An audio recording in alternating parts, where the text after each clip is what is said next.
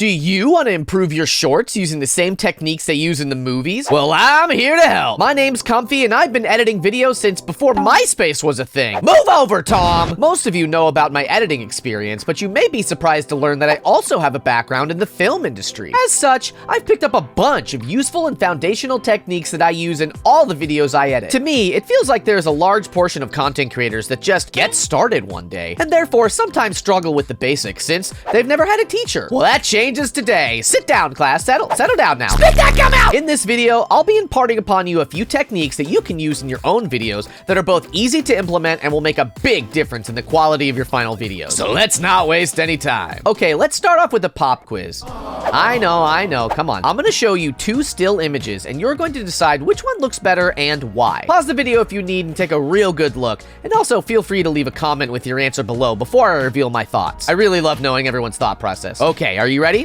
For me, picture B looks much better than picture A, as picture B follows the concept of the rule of thirds. The rule of thirds is a compositional technique used by both videographers and photographers that splits up the frame into thirds on both the X and Y axes. Axes? I think that's right. Which creates a grid like this. The point of this is to make sure that the subjects of the photos are positioned within the frame in such a way that they appear where these lines intersect. So typically these 4 points. And if not on these points exactly, then along these lines. So basically, whenever possible, you want to be framing up your subject using these rules as a guideline. But Comfy, I hear you asking, how am I supposed to do that if my screen looks like this? And yeah, you're right, definitely don't do that. But remember what I said about the line. Ideally, you want your eye line to be about right here. In traditional film, this is also known as eye level framing, where the camera is, you guessed it, placed at eye level. The reason this is important is that a poorly framed image of yourself is going to stand out negatively to the viewer, whether they consciously realize it or not. Now, with everything we've just gone over, look at these 2 images and tell me which one looks better. It's B, right? You can tell right away. B follows the rule of thirds guidelines, it fills the frame, everything looks pretty, it's a masterpiece! But if we look at example A, the subject's centered, surely, but they're too low in the frame. There's all this dead space above their head. Even if you're a VTuber with big ol' ears or, you know, whatever, you want your head to line up about here, as anywhere else you put yourself will just look weird. If you've recorded something and it isn't quite hitting the mark, I highly recommend just cheating it a little. Use the effects tab and adjust the position and scaling until it's right where you want it.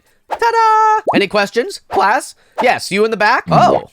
I'm sorry, you're just like a weird hand thing with eyes. What a twist. I guess you'll just have to type out your questions in the comments. And while you're there, why don't you hit the like button for me to show me how much you're enjoying the class? Thank you. Okay, pay attention now. It's time for lesson 2. As VTubers and streamers, we are almost always working with a static camera. Whether it's from a stream or an original recording, our digital cameras don't typically move in any meaningful way. As such, we need to create the same styles of movement, but with editing. We'll now be covering zooms and pans. Let's start with definitions. A zoom is where you start in one position and, mid-scene, either increase or decrease the frame size, like I'm illustrating now. A pan, in film terms, is aiming the camera either left or right from your starting position without moving the camera, similar to you turning your head left or right without moving your body. However, I found the vast majority of people use the term pan to just mean moving the frame left or right, and even up and down, so that's how we're going to be using it for our purposes. I'm sorry if this upsets you. Pans and zooms are very important for making your video visually dynamic, which will ultimately help your video's retention and ideally get you more views.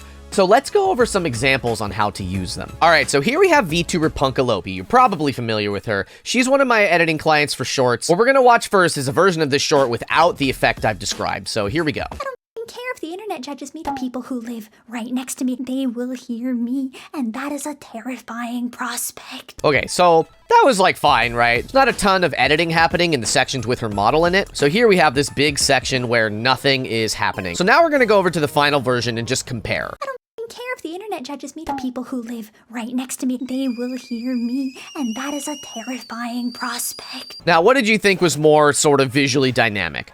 We have the version here where nothing's moving and we don't have the sound effect of the kettle. They will hear me, and that is a terrifying prospect. Or the movement part. They will hear me, and that is a terrifying prospect. So what we're trying to evoke in the viewer with this zoom here and the sound effect accompanying it are a sense of sort of forebodings, dread. She is talking about how she doesn't want people in her apartment building to hear her, and we zoom in on her face to try and sympathize with the fear. We are closing in on her. Just as an added note, the tea kettle here is kind of like a bonus, like we are having a stressful noise. Something needs to be done, that kind of thing. Now, before we leave this short, we also have an example here of a pan. Now, for shorts and for like graphics and things, my experience is that most images you're gonna find online are gonna be in the regular 1920 by 1080 format. So kind of like the widescreen, like your TV, and not in the format of a shorts, 1080 by 1920. So when you're pulling in a lot of images, you kind of only have a few options. You can either shrink it down or you can blow it up and use a pan to show a lot of the image. So here's an example of not that. Bad or weird. It's not just gonna be the people on the internet who are gonna see it. So that was really boring, right? That was just sort of nothing. We have this still image here of a bunch of photographers. But if we go to the edited version with the pan included, It's not just gonna be the people on the internet who are gonna see it. it's a subtle thing, but we're keeping movement happening. We are panning from left to right. This solves both the issue of the picture's original framing, in addition to being more visually interesting because we are seeing movement. And in shorts, you can get away with this kind of thing a lot. So in summary, using zooms and pans in your shorts is a very effective way to convey emotion, as well as making your shorts as visually dynamic as possible. All right, the last two techniques I'll be sharing with you are a bit more niche in application, but still very useful tools to have in your arsenal. Was that a spitball? It's 2023! Okay, so first up, we have depth of field. In the film world, this basically refers to how much of the image is going to be in focus at once. If something has a high depth of field, it means that from wherever your focal point is, a very large portion of the area in front of and behind your focal point will be in focus. This picture here has a very high depth of field. The focal point's gonna be somewhere in the middle here, and we have the grass here in the foreground is in focus, and we have these trees all the way in the background that are also in focus. We get a little pixelated, but they're in focus. They're not blurry. And then, of course, the middle, it's all just in focus. We have a extremely high depth of field here. Conversely, here we have an example of something that has a low depth of field. You can see that the little Easter girl is the focal point. Her eyes and face are completely in focus.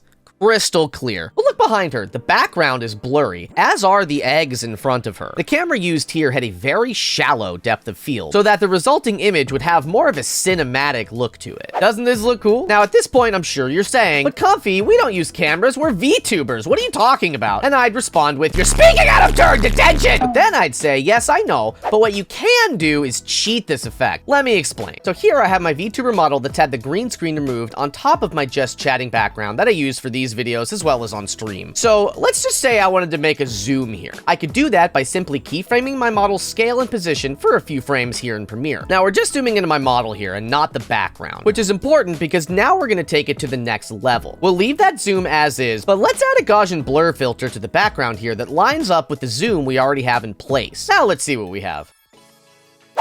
It's a subtle change, surely, but it really adds a bit of polish to the whole thing. You can use this kind of thing in a lot of different creative ways. The last technique we're going to cover today is the Dutch angle. Typically in film, this technique is used to depict that something wrong or abnormal is happening. Something's not quite right, something's off. Basically, it's just putting the camera at an angle, often lower to the ground. This may seem like a small thing, but we can use this in our shorts as well to emphasize a point, an emotion, etc. So here we have another one of my clients, Ruby Vox. Definitely go check her out. This is a short that I put together for her where I've removed the Dutch angle. So let's just see how this looks. I'm the scariest thing in your room. It's just me. Noise in the closet? It's me, bitch. So that's like fine, but again, we can like improve this, right? So here's the version that does include the Dutch angle, and you can probably see pretty easily how this is an improvement. I'm the scariest thing in your room. It's just me. Noise in the closet?